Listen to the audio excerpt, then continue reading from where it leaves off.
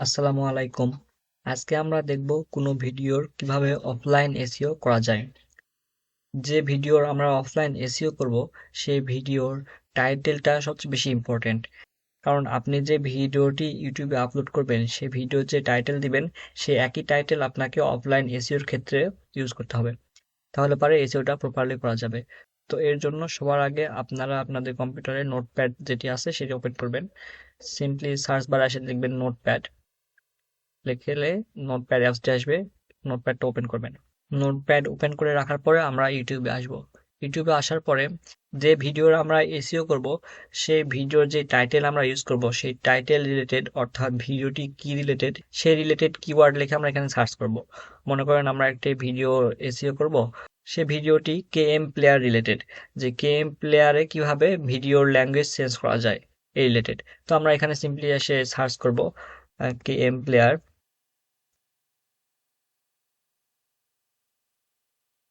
দেখুন, KM player লেখার সঙ্গে সঙ্গে অনেকগুলো অপশন চলে এসেছে। KM player download, only audio, no video, এরকম অনেকগুলো অপশন আছে।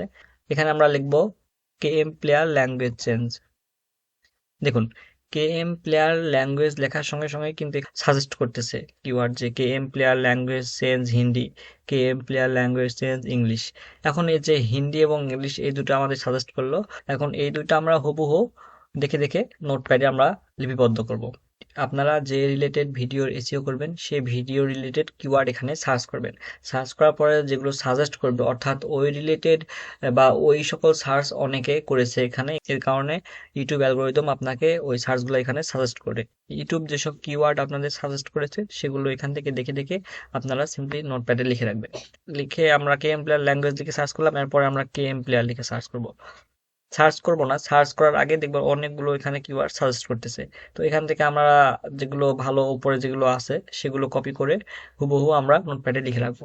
লিখে রাখার পরে এই নোটপ্যাডের যে ফাইল সেটা আমরা সেভ করে রাখবো। সেভ করার পরে যে ভিডিও আমরা অফলাইন এসইও করব সেই ভিডিওতে আমরা যাব। মনে করেন যে আমরা এই ভিডিওর অফলাইন এসইও করব।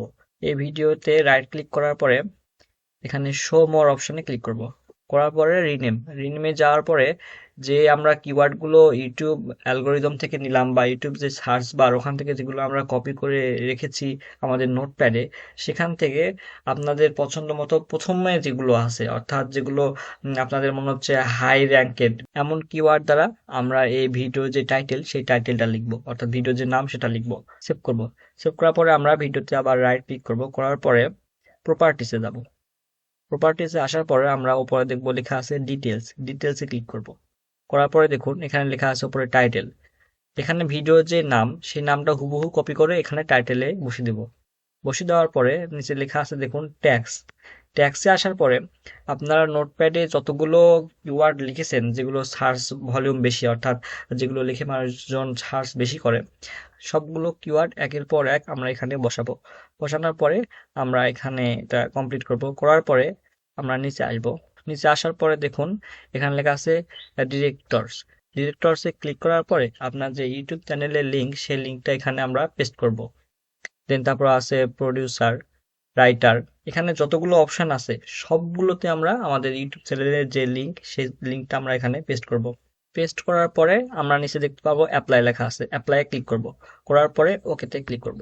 করার মাধ্যমে কিন্তু আমার যে ভিডিও সেই ভিডিওর অফলাইন এসইও শেষ। অফলাইন এসইও সবচেয়ে গুরুত্বপূর্ণ কাজ হলো আপনারা ইউটিউব অ্যালগোরিদম দেখে যেসব কিওয়ার্ড মানুষ বেশি সার্চ করে সেসব কিওয়ার্ডগুলো কপি করে নোটপ্যাডে লিখে রাখা এবং সেখান থেকে কপি করে এনে আপনার এই যে ভিডিও টাইটেল করা এবং টাইটেলের পরে যেসব ট্যাগস আছে ট্যাগসগুলো লেখা। তো এই ছিল আজকের ভিডিও। ধন্যবাদ সবাইকে।